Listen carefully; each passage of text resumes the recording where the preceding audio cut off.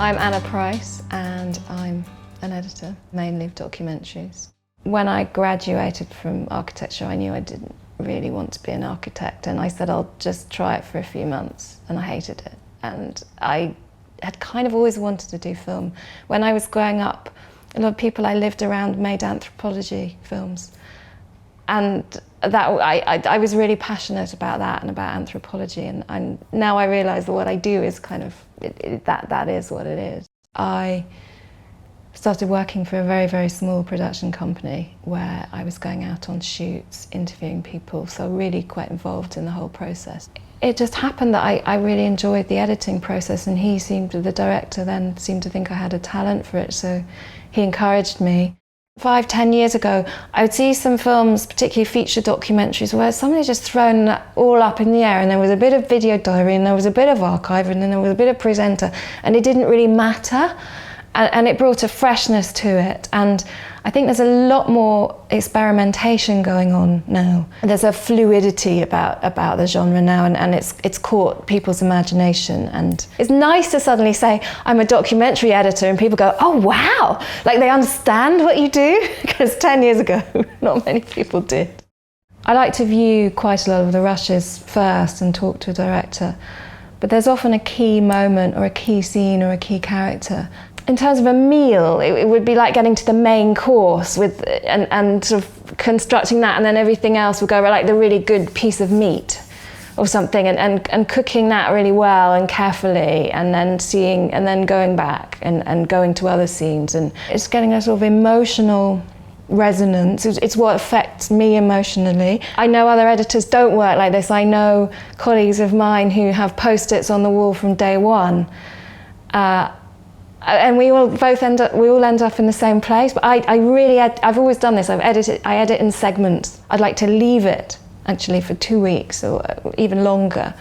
Sometimes I get that luxury, and then come back and do a couple of days finishing, because then you can see what's a bit overworked, what cutaways you want to change. You stop being analytical, and you just have to feel it. And that's the only way I can describe it. I started on Media Composer when I first went to Nonlinear editing, so it feels very much my friend, and I found it very, very easy to learn. I taught myself from a booklet, and I really like the audio editing. I find that very flexible, and you're able to drag things physically, so you can be a bit nitpicky and do things very much in points by numbers, which I sometimes want to do, or I can just be very tactile with it and drag stuff around, and it depends on my mood. And sometimes, I just want to be very precise, and it will cater for that. Sound, I find, is very important when I'm editing. People won't realise it. Most people won't, but they'll realise it when it's not there, or when you've added something else.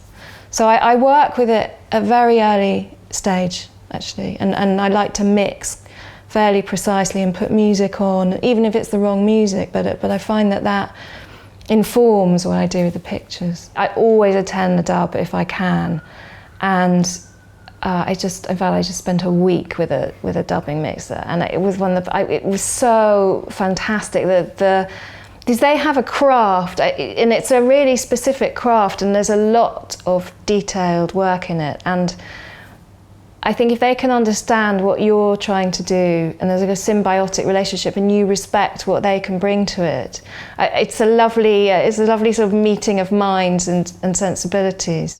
Certainly the biggest monster of a project I've worked on recently is the Trial of Ratko Mladic, partly because of the volume of material. I mean, there was over 1,000 hours.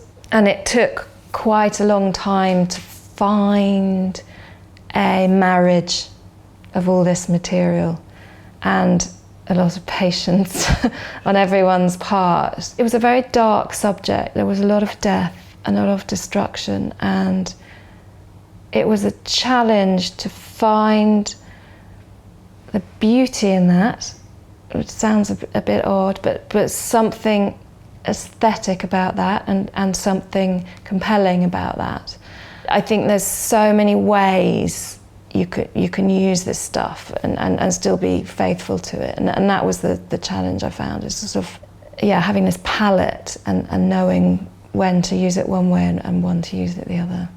The advice that I would give to any aspiring editor is really interrogate why you love editing and what kinds of projects you want to work on. You really need to listen. You need to listen and absorb. So, and that applies to both the material on screen and to your collaborators.